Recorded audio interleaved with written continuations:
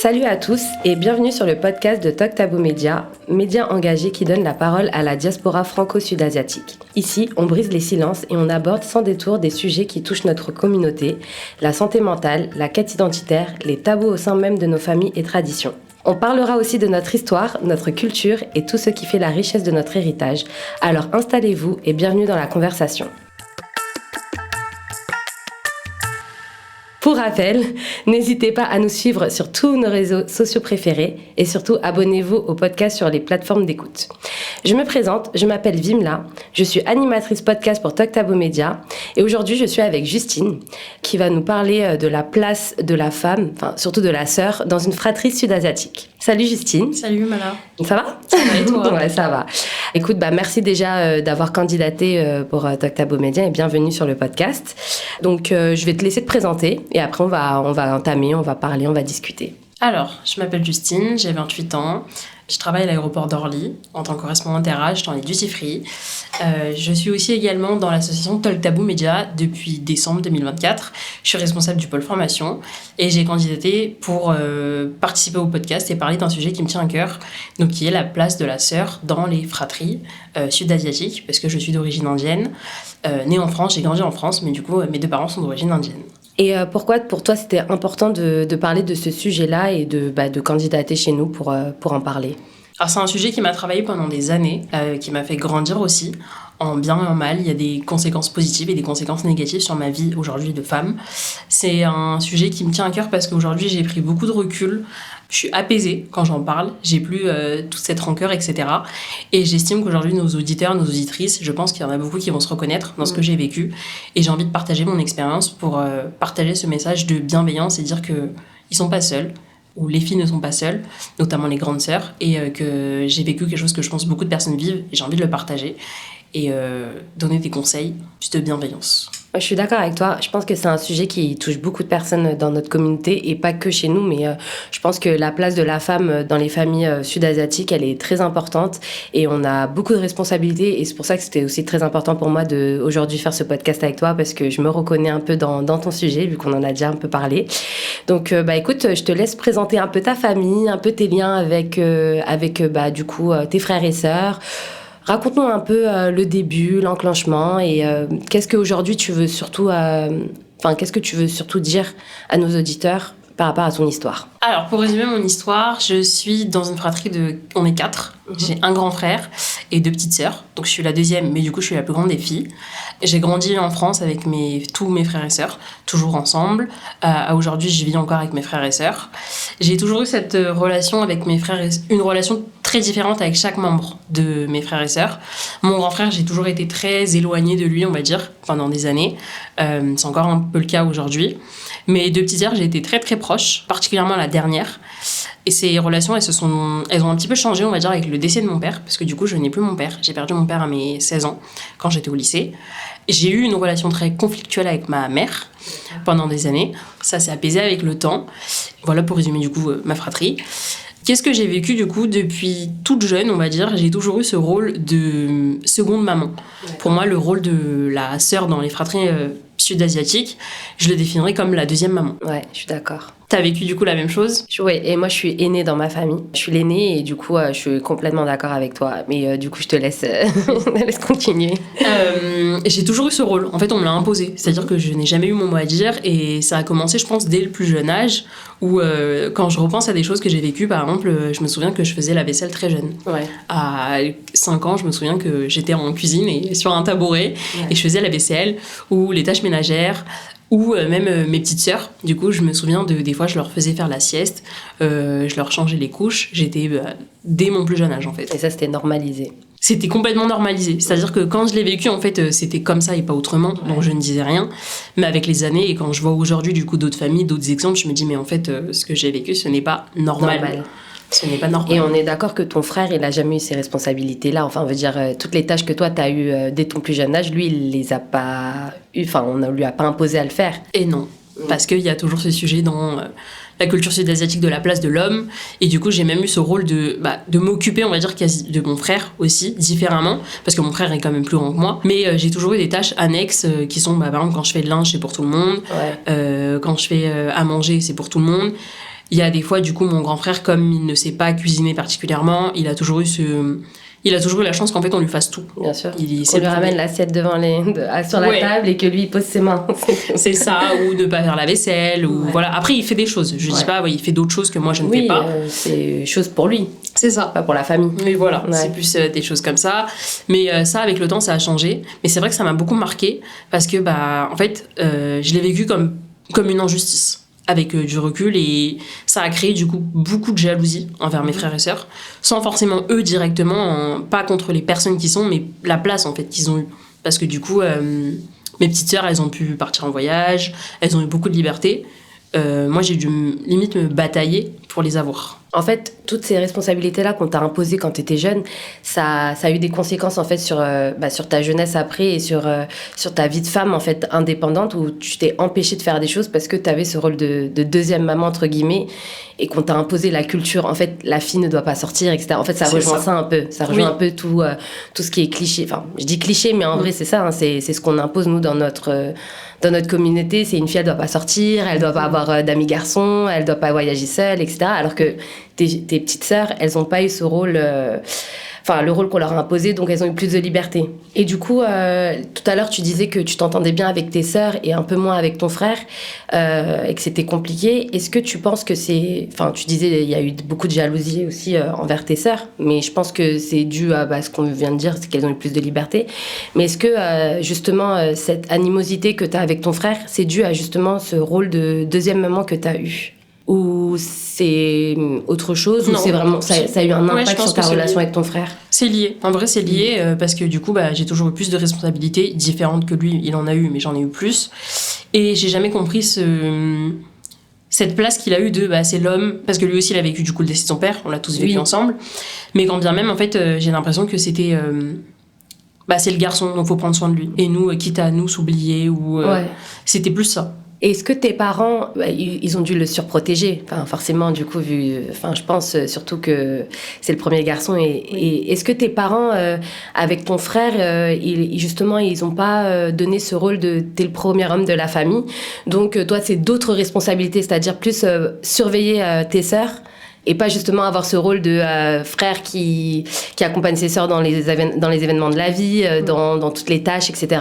Non, c'est exactement ça, du coup. C'est vrai que quand là, tu me l'expliques, quand tu me le dis, c'est vrai que je le vois beaucoup plus comme ça. Mon frère, il avait un rôle très protecteur, c'est-à-dire que quand il y avait des histoires avec les gamins dans la cité, etc., c'était celui qui allait descendre voir se batailler. Voilà, se batailler. Il avait toujours eu ce rôle. Il a été très violent avec ses 3 sœurs, plus particulièrement moi et ma première sœur. Le contrôle, je sais pas pourquoi, je ne saurais pas l'expliquer, mais effectivement, mon frère m'a déjà tapé. Ça a duré quand même plusieurs fois. Après, je pense pas que ça m'a traumatisée, parce qu'avec le temps, il y a eu un stop et c'est fini. Aujourd'hui, c'est fini. Mais il y a quand même des traumas. Parce que ton frère n'a pas à te frapper à ce point-là, en fait. Oui, c'est vrai que je me souviens de certaines scènes, des fois, qui étaient un peu violentes. Ça laisse une trace, quand même. Bien sûr. Ouais, ça laisse une trace. Après, voilà, on a tous grandi avec le temps et les relations ont changé. Cette jalousie, je pense qu'elle s'est accentuée avec le temps, parce qu'en fait, mon frère, il m'a pas soutenue, comme tu dis. En fait, il m'a pas accompagnée dans les étapes de la vie pour lesquelles j'aurais eu besoin de son soutien. Et plus particulièrement parce que du coup, moi, j'ai perdu mon père. Donc, je n'avais plus de repère masculin. Et il est devenu cette figure paternelle, alors que du coup, ce n'était pas son rôle non plus. Donc du coup, injustement, la vie a fait que je lui en ai voulu sur plein de choses, en disant qu'il n'était pas là, que ci, que ça, qu'il me soutenait pas, qu'il était tout le temps du côté de maman. Alors qu'en fait, avec le recul, ce n'était pas son rôle non plus. Lui aussi, il a eu ce rôle de... il a perdu son père, et on lui a imposé donc, de se retrouver avec une maman qui était... triste, en dépression, tout ce qui s'ensuit, plus 3 sœurs. Donc la vie, elle a été dure avec lui aussi. En fait, tout ce qui s'est passé dans votre famille, enfin, dans ta famille ou dans les autres, le fait qu'on te donnait un rôle de seconde maman, le fait que toi, tu as eu beaucoup de responsabilités, en fait, c'est comme si les rôles, ils s'échangeaient, en fait, et qu'il n'y avait plus de repères, en fait. Je sais pas comment expliquer, mais en fait, comme s'il y a un dysfonctionnement, en fait. Oui. C'est-à-dire que même toi, à un moment donné, tu as cherché à avoir un côté paternel chez lui, alors que normalement, non, tu devrais pas. Oui. Et lui, peut-être que d'un autre côté aussi, il a eu l'habitude que tu aies ce côté maternel, et en même temps, il fait le grand frère protecteur parce que c'est son rôle. Donc, en fait, ça il y a un dysfonctionnement et je pense que vous comprenez peut-être pas en fait dans votre place en fait de frères et sœurs. Oui, c'est ça. Pour rappel, t'as combien d'écart avec ton grand frère? Mon grand frère, il a 32 ans, j'ai 28 ans. Donc on a 4 ans d'écart. Donc c'est pas beaucoup en vrai en soi. Et le lien avec tes parents et ton défunt père, mais du coup par rapport à justement cette place qu'ils t'ont donnée de responsabilité dès ton plus jeune âge, quel était ton lien avec tes parents vis-à-vis de tout ça? Alors mon père, j'ai pas eu une longue relation parce que je l'ai perdu à 15 ans. Et mon père, sur les dernières années de sa vie, il faisait beaucoup d'allers-retours en Inde, parce qu'il avait un business là-bas. Donc je l'ai pas beaucoup connu. Mais ça a été un père, le temps que je l'ai connu, ça a été un père qui m'a traitée comme une princesse. C'est-à-dire que j'ai toujours eu tout ce que je voulais. D'accord. Quand j'étais en vacances, tu demandais un truc, tu l'avais. Quand on était ici, oui.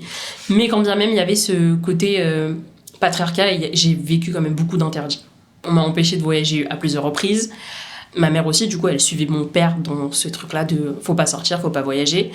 Donc j'ai eu une relation, on va dire, un peu conflictuelle avec mon père, mais beaucoup plus avec ma mère. Ma mère, ça a été très très conflictuel jusqu'à, je pense, aller mes 22, 23 ans, encore très récemment. Et tu penses que ça a été très conflictuel justement parce que tu lui en as voulu t'avoir donné cette place ou est-ce que inconsciemment, au fond de toi, tu lui en veux pas justement d'avoir donné toutes ces responsabilités-là très jeune? Je dirais que ça a été conflictuel quand j'ai commencé à vouloir me battre pour mes libertés. Ouais, c'est ça. C'est devenu très conflictuel quand t'as eu le déclic aussi à ce moment-là. À l'heure d'aujourd'hui, maintenant que t'es une femme indépendante, c'est quoi ton lien avec ta mère? Avec ma mère, c'est une relation qui s'est apaisée. Après, je dirais même que ça s'est apaisé, mais on a perdu... En fait, j'ai jamais été complice avec ma mère. Et ça, j'en ai toujours voulu en disant qu'on n'a jamais créé ce lien, que cette relation mère-fille, on l'a jamais. Et ça, après, avec le temps, je sais pas si ça se rattrapera un jour. Honnêtement, j'ai eu du mal à y croire. Parce que je fais des choix qui, du coup, correspondent pas forcément aux attentes de ma mère. Ouais. Mais malheureusement pour elle, aujourd'hui, en fait, j'ai envie de faire ses choix pour moi. Et j'arrive à ce stade de, Justine, elle est comme ça. Et j'impose mes choix. Après, j'ai pas fait de choix, on va dire... j'ai rien fait de ouf. Voilà, j'ai rien fait de ouf. C'est partir en voyage, avoir le travail qui me plaît. Ouais. J'ai lancé ma société d'auto-entrepreneur pendant un temps. Elle me soutenait pas particulièrement au début. Après, ça allait. Puis finalement, ça s'est terminé. Elle m'a pas soutenue. J'ai un projet appartement. Donc, j'impose mes choix maintenant. Ouais. Et avec le temps, je me dis, c'est comme ça. T'en veux à tes parents ou pas J'en ai voulu. Maintenant, je suis apaisée. Je me dis, en vrai...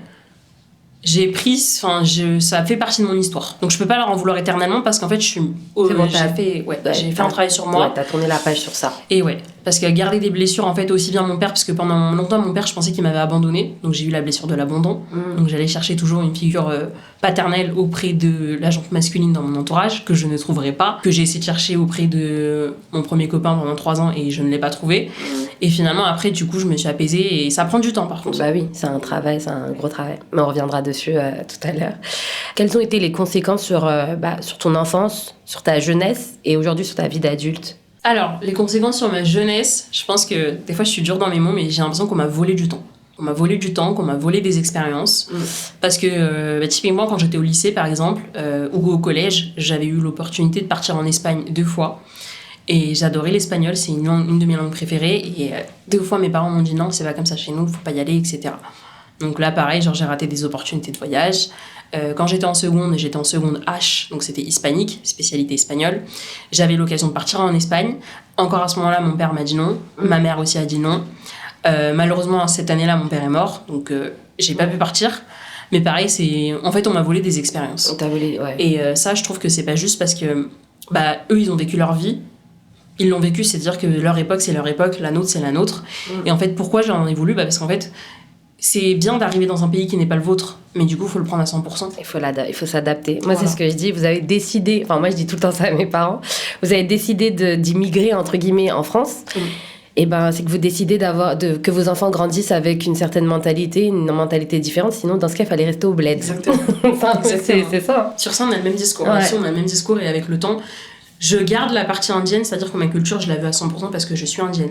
Mais je suis tout en française. Et encore, tu vois, même aujourd'hui, dans nos pays, ça s'est développé. Hein. Il y a des familles, elles sont très modernisées, etc. Mais encore une fois, tu vois, ils viennent en France, ils savent qu'on va fréquenter des personnes, des personnes indépendantes dès leur plus jeune âge, etc. Donc forcément, même nous, même si on garde notre culture, nos traditions, ça veut pas dire qu'on va enlever tout respect, en fait. Ouais. Et donc, je pense que nos familles, nos parents, ils ont du mal à dissocier les choses, en fait. En fait, on n'évolue pas à la même manière qu'eux, on n'évolue pas de la même génération ni de la même mentalité. Et c'est là où c'est dommage. Parce que ça a créé des traumas et des conflits pour plus tard. Et beaucoup de tensions. C'est vrai qu'après, les relations avec nos parents sont difficiles. Mais du coup, toi, tu t'es apaisée, ça va. Et aujourd'hui, est-ce que toutes les responsabilités qu'on t'a données quand t'étais jeune, donc par exemple... C'est tout bête, faire la vaisselle à 4 ans, 5 ans. Est-ce que ça a eu des conséquences aussi pour plus tard ? Je sais pas si tu comprends la question. ça m'a préparé. Alors, je dirais plus une conséquence positive en vrai. Ouais. Parce qu'au final, du coup, aujourd'hui, je suis capable de gérer une maison toute seule.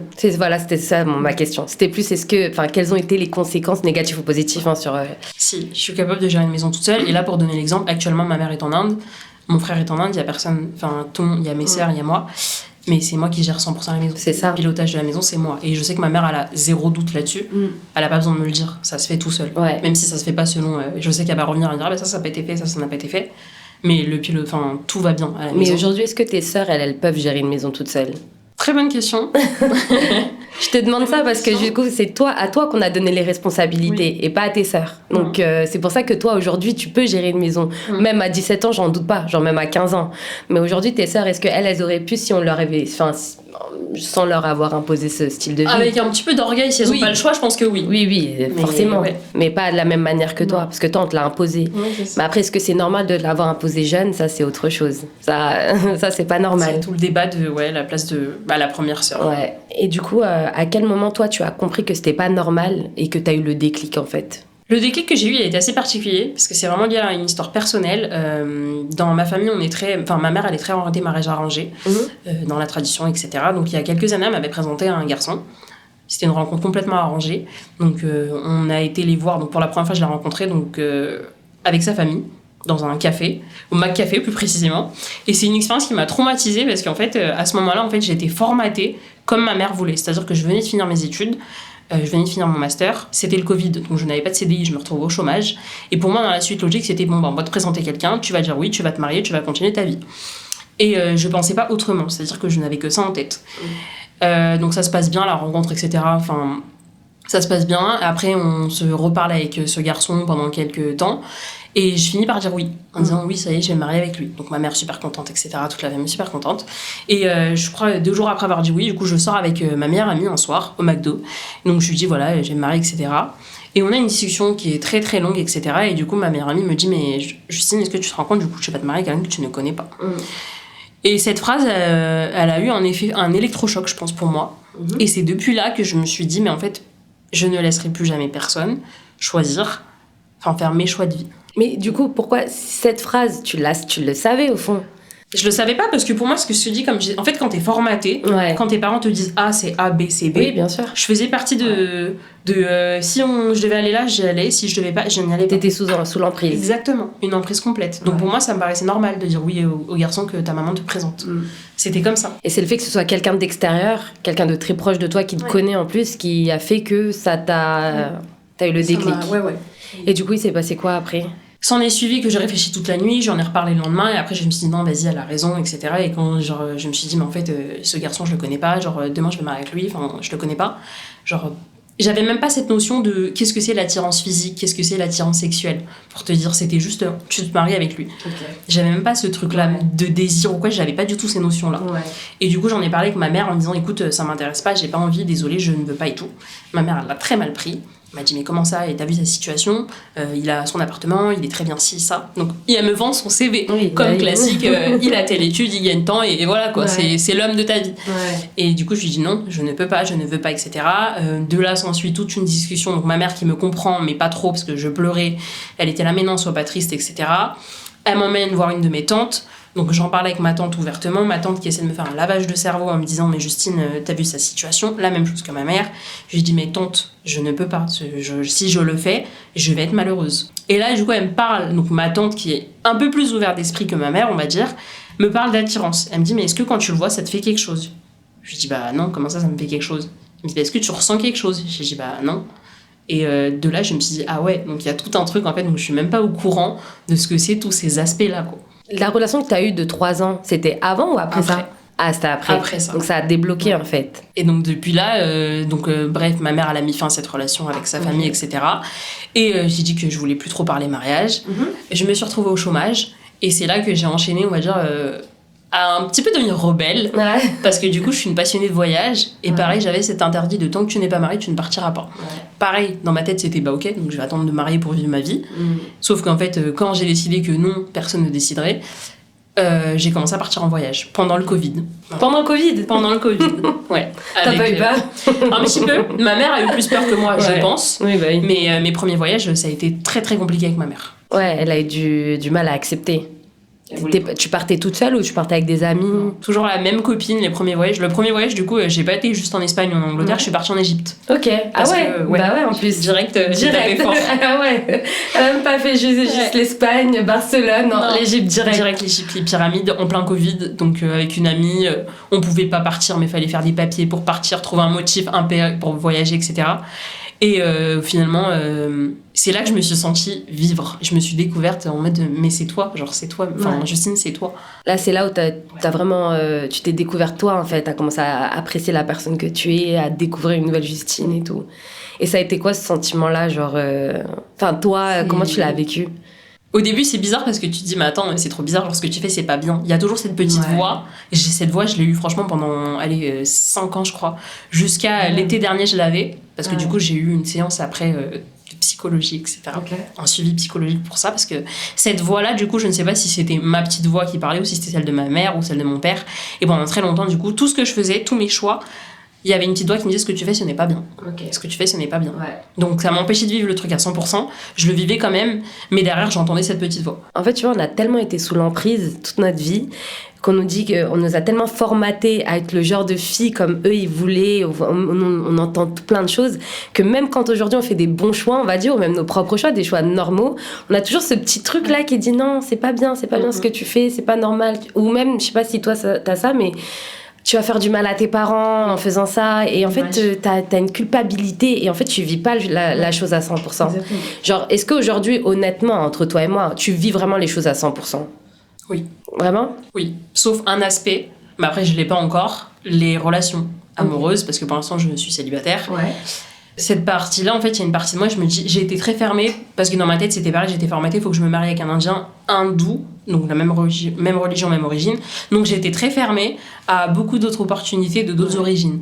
Et finalement, vu mon ouverture d'esprit et vu comment je pense, je me dis, mais en fait, l'origine, la religion, c'est très personnel, l'origine, c'est encore autre chose. Donc ça se trouve que j'ai envie de faire d'autres rencontres. Mais cette partie-là, il y a une partie de moi qui est, je vais pas dire bloquée, parce que j'en ai pas fait, mais je me suis empêchée de faire des rencontres pour pas blesser ma mère. Je te comprends. Tu vois, quand je disais vivre les choses à 100%, voyager, tu les vis à 100%, mais dans tes relations, dans tes choix, on va dire, affectueux, là, c'est pas à 100%. Et c'est normal, en fait, parce qu'ils nous ont trop, comme tu dis, il faut que ce soit un Indien, un Hindou, il faut que ce soit comme ça, et que si tu fais autre chose, tu sais que tu vas faire du mal. Enfin, tu penses que tu vas faire du mal. Donc, en fait, c'est compliqué. Et la relation que tu as eue après de tes 3 ans, tu m'avais dit une relation amoureuse de 3 ans. Du coup, je reviens un peu sur le sujet de base du fait que tu as été que tu as eu le rôle de la seconde maman. Est-ce que dans ta relation de 3 ans, parce que tu disais tu cherchais une figure paternelle, est-ce que toi, tu as eu une figure maternelle? Est-ce que toi, tu n'as pas imposé une figure maternelle de ta part à ton petit copain aussi? Est-ce que ça n'a pas joué dans ta relation? Énormément. Avec le recul, énormément. Ce garçon-là, du coup, je l'ai rencontré via une appli de rencontre. C'était la période où, du coup, je me disais, allez, je vais faire des rencontres, etc. Donc, je me suis mise sur des applis de rencontre. On s'est rencontrés, etc. Très vite, au début, je lui ai parlé de mariage en disant, mais moi, en fait, il faut qu'on parle mariage et tout. Au bout du 2e date, chose que je ne ferai plus jamais.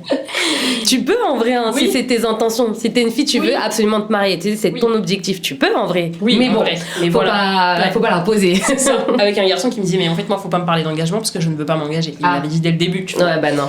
Donc, c'était pas le bon truc à faire.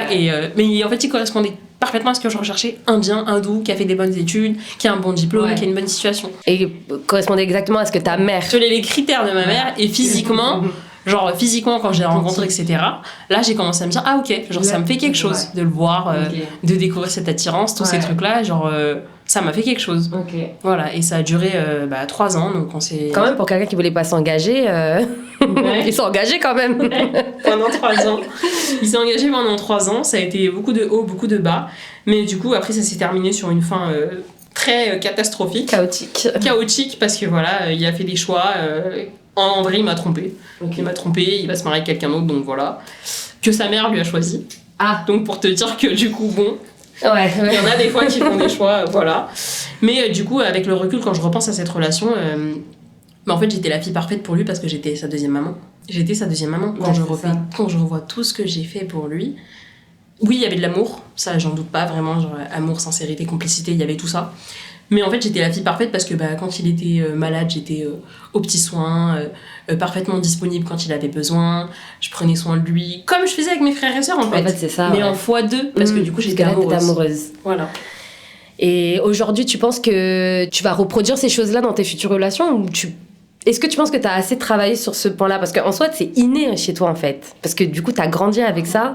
Et donc, en fait, c'est quelque chose que tu vas pas jamais vraiment t'en détacher en soi parce que ça fait partie de ta personne. En fait, c'est comme si on te l'avait... C'est dans moi. On te l'avait foutu dans ton corps. Ouais, c'est ça. Non, je suis comme ça parce qu'encore aujourd'hui, dans mes relations, que ce soit amicales ou au travail, tu vois, au travail, j'ai...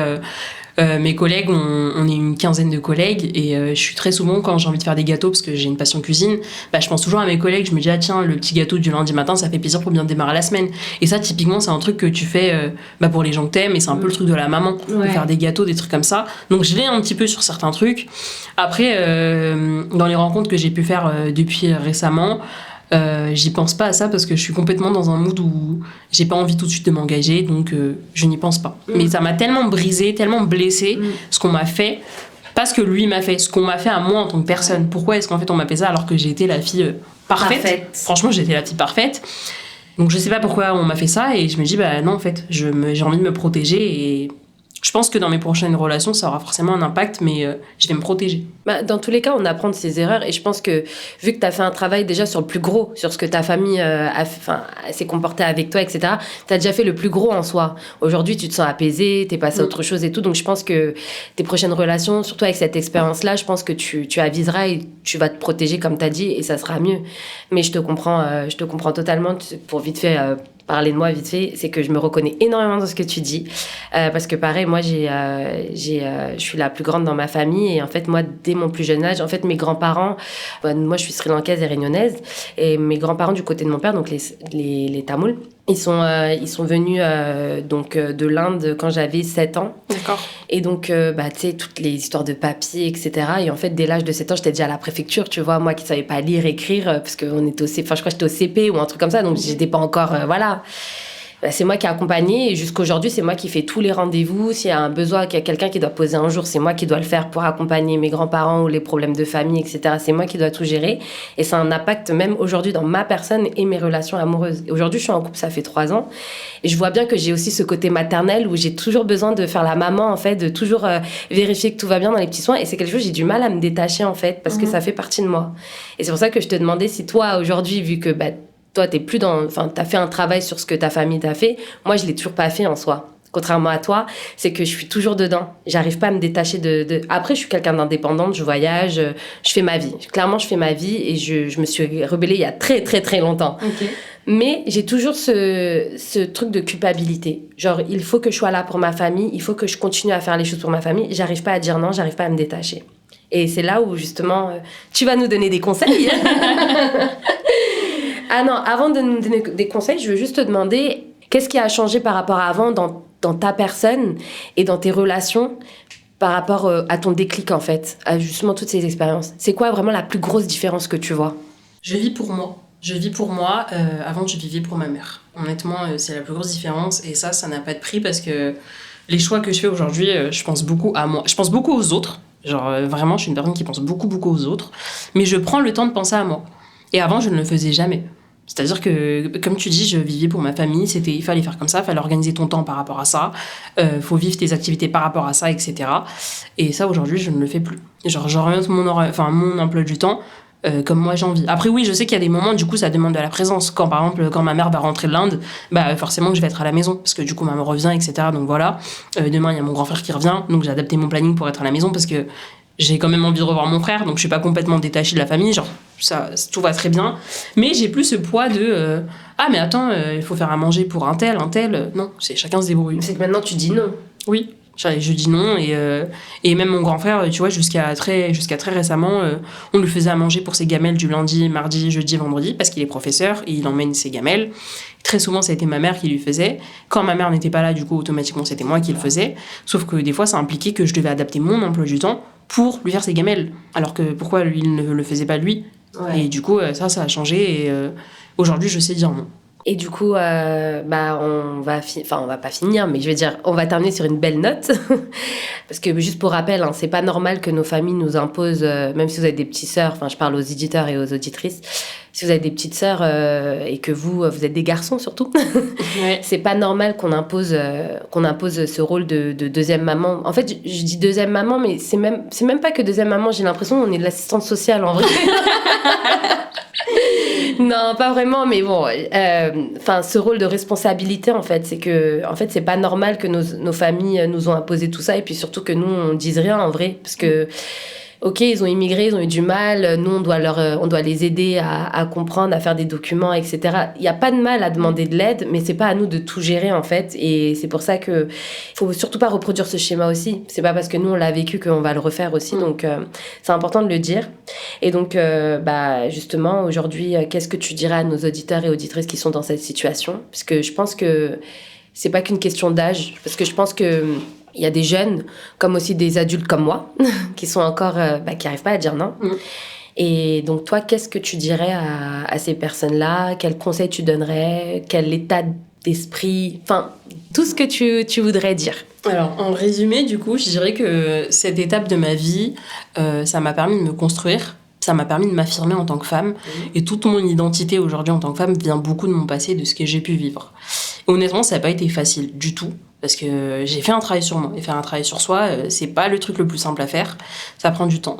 Mais ce sentiment que j'ai aujourd'hui, je me sens libre. C'est pas juste un sentiment, c'est je suis libre. Demain, si je veux partir de la maison, je sais qu'on me dira pas non. Il y a quelques années, c'était non. On me frappait, c'est comme ça et pas autrement. Ouais. Et il m'a fallu du temps, du dialogue, beaucoup, je pense, de dialogue. Même si des fois, c'est des dialogues de sourds, c'est-à-dire que ma mère entendait, puis après, ça sortait de l'autre oreille. C'est nécessaire. C'est nécessaire et je pense qu'il faut arrêter de vouloir rentrer dans les cases. Parce qu'aujourd'hui, on est très... moi, je rentrais dans les cases de ma mère. C'était ses cases à elle. Ouais. Justine, elle est comme ça, c'est la fille parfaite. Et ça, c'est dur parce que du coup, il y a toujours cette image aujourd'hui qui me tient. C'est important pour moi, genre je veux pas décevoir ma mère. Tu vois, je suis pas... Quand je dis que je suis détachée, oui, mais tu vois, je fais quand même attention dans ce que je peux faire pour ne pas blesser ma mère parce que, on n'a qu'une mère. Donc ça, c'est important aussi de peser le pour et le contre et se dire, oui, on n'a pas de dette envers nos parents. Je sais pas si tu as ce sentiment des fois de... les finances, par exemple, moi, j'avais... comme si j'avais une dette envers ma mère. C'est-à-dire que j'ai gagné un peu plus, donc je dois donner. Ça me dérange pas parce que je vis à la maison, il n'y a pas de souci. Mais comme si, en fait, on était redevable de... mais attends, tu gagnes tant, donne tant. Ouais. Et en fait, le but, je pense qu'aujourd'hui, dans notre génération, parce que je suis sûre que dans les auditeurs et auditrices qui nous écoutent, il y en a qui ont vécu les mêmes choses que moi et qui sont bloqués en se disant, ouais, mais c'est la famille, je peux pas. Oui, c'est la famille, mais ça ne justifie pas tout. Bien sûr. C'est vraiment, ça ne justifie pas tout. C'est à nous, je pense, aujourd'hui, de déconstruire ce schéma.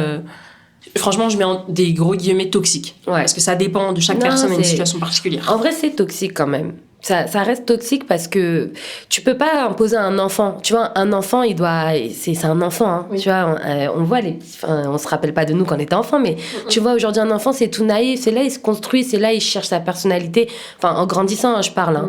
Enfin, c'est là où il joue, c'est là, il fait tout ça. Tu peux pas l'empêcher je sais pas, je te dis des bêtises, mais tu peux pas l'empêcher d'aller au centre aéré parce que le mercredi, tu sais que t'auras besoin de lui pour aller au médecin, tu vois. C'est des choses comme ça où... c'est vrai. Ça reste toxique, en fait. Parce qu'en fait, c'est de l'emprise, quoi qu'il arrive. Parce qu'ils nous construisent, en fait, sous cette emprise-là. Et en fait, nous, après, derrière, on a des traumas. Si, oui, c'est vrai. Voilà. Donc, c'est à nous, du coup, de casser tout ça, je pense, pour sortir de ce schéma toxique et de construire quelque chose qui soit sain pour les générations à venir. Si nous, on a des enfants, ou même pour nos frères et nos sœurs, etc., qui vivent des choses différentes de ce que nous, on a pu vivre. Et ça vaut le coup. Ça vaut le coup de se batailler. Ça vaut le coup parce que ce sentiment que j'ai aujourd'hui, je pense que je l'aurais jamais eu si j'avais continué d'être formatée et de me dire que je dois écouter que ce que maman me dit. Ouais. Et après, je pense aussi, comme tu disais, c'est du cas par cas en vrai, parce que je pense qu'il y a des personnes qui vont quand même oser dire non, mais derrière, vont avoir des plus grosses répercussions. Et en fait, les liens se brisent, parce qu'on sait que tous que les liens familiaux, c'est les liens les plus compliqués. Mais après, voilà, je pense que le conseil que tu es en train de dire, c'est vraiment de vivre pour soi, en fait, et d'être épanoui à 100%. Oui, c'est ça, t'as raison. Vivre pour soi. Je pense que je terminerai sur ça. Vivre pour soi et pas pour les autres. Et aussi, c'est important de dire que oui, c'est nos parents.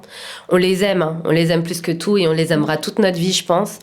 Mais comme tu dis, il faut vivre pour soi et la vie qu'on construit, c'est la nôtre. Et ils sont pas éternels. Comme nous, on sait pas demain qu'est-ce qui peut arriver. Hein, mais voilà. Tout dans le respect, bien sûr. Exactement. Oui. Et donc, toi, tu terminerais par ça. Et un petit mot d'encouragement, ou je sais pas, qu'est-ce que t'as... Un petit mot d'encouragement, je dirais, franchement, si j'ai réussi, parce que je ne pensais pas, du coup, quand je me revois il y a quelques années, honnêtement, la Justine d'il y a 10 ans, qui terminait d'il y a 5 ans, qui terminait son alternance et qui allait se marier avec un garçon qu'elle ne connaissait pas, j'ai réussi. J'ai réussi aujourd'hui à avoir mes projets, mon ambition, mes choix, faire mes choix, être heureuse. Et ça n'a pas de prix. Honnêtement, aujourd'hui, je suis heureuse. Peut-être pas à 100%, parce que bien sûr, il me manque des choses comme tout humain, parce qu'on n'est jamais satisfait complètement. Mais cette relation que j'ai avec ma famille, avec chaque membre de ma famille, je l'ai construite, je l'ai retravaillée. Ça m'a pris du temps. Battez-vous, vraiment battez-vous et vivez pour vous. Tu disais tout à l'heure que tu voyais une psychologue.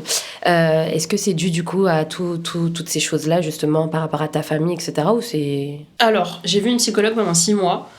C'était l'année dernière, donc c'est encore très récent.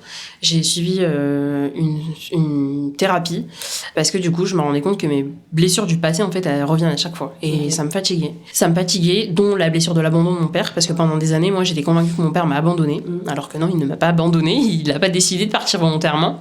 Et ça, quand on est convaincu de cette croyance pendant des années, ça m'a ruinée, c'est-à-dire que j'étais convaincue que tout homme qui rentrerait dans ma vie m'abandonnerait parce que mon père l'a fait. Donc j'étais convaincue que mon frère aussi ne m'aimait pas parce qu'il allait m'abandonner, que mon copain m'abandonnerait. Et ça m'a détruit intérieurement. Plus les blessures que j'ai eues par rapport à ma mère. C'est d'autres blessures liées à la violence, etc. Et j'ai décidé de suivre une thérapie. Ça m'a coûté du temps, de l'argent. À la fin de tout ça, je me suis sentie courageuse. Je l'ai fait et psychologiquement, c'est très, très, très prenant.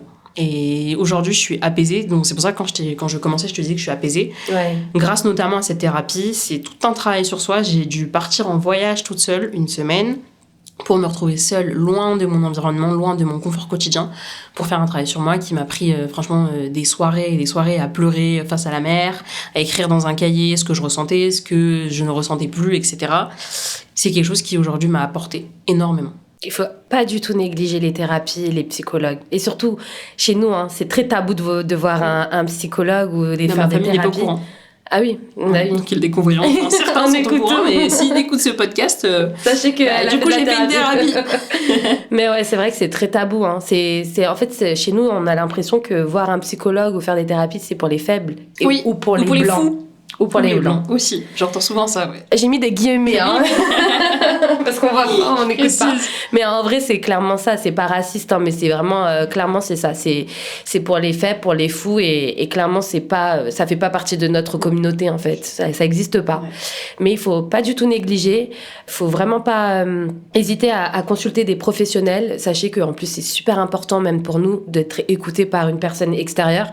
Ça fait du bien. C'est peut-être bizarre au début, mais en fait, au bout d'un moment, ça fait du bien d'avoir quelqu'un de neutre en face, parce qu'en fait, se confier à ses amis ou même à son entourage, à ses proches, on sait toujours qu'il y a une petite partie, on va pas tout dire, ou on va avoir une appréhension de se dire est-ce qu'ils vont nous juger ou autre. Alors que là, quand on est avec un professionnel, on sait qu'on est écouté, qu'on a peut-être des conseils ou pas, mais au moins on est écouté, on est suivi. Et après, comme toi, t'as fait une thérapie après sur toi-même, partir en voyage seul. En fait, tu t'es retrouvé avec toi-même et tout, et en fait, ça fait partie du processus de guérison, en fait. Il faut surtout pas négliger ça. Et si vous avez besoin de psychologues, on en a aussi chez nous.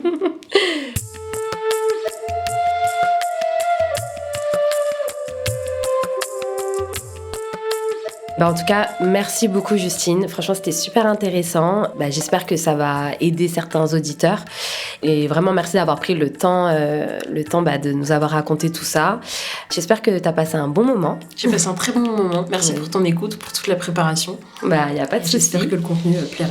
Et donc, on va remercier notre invitée pour cet échange enrichissant. Vous pouvez la retrouver sur Instagram. T'as un Instagram public ou un TikTok ou je sais pas, il y a Instagram. Voyage privé? Non, il est privé, mais après, je peux accepter du monde, c'est pas un souci. Si les gens veulent parler avec elle, si vous voulez vous confier, vous pouvez la retrouver. De toute façon, on mettra son Instagram dans notre introduction pour le podcast. Et merci à vous, chers auditeurs, d'avoir pris le temps d'écouter cet épisode. Si vous avez aimé cet épisode, laissez-nous une note ou un avis. C'est grâce à vos retours qu'on peut s'améliorer et continuer cette belle aventure ensemble. Merci encore de nous avoir écoutés et rappelez-vous ici, on parle sans tabou pour mieux se comprendre et avancer ensemble. À très vite dans un prochain épisode du podcast de Talk Taboo Média.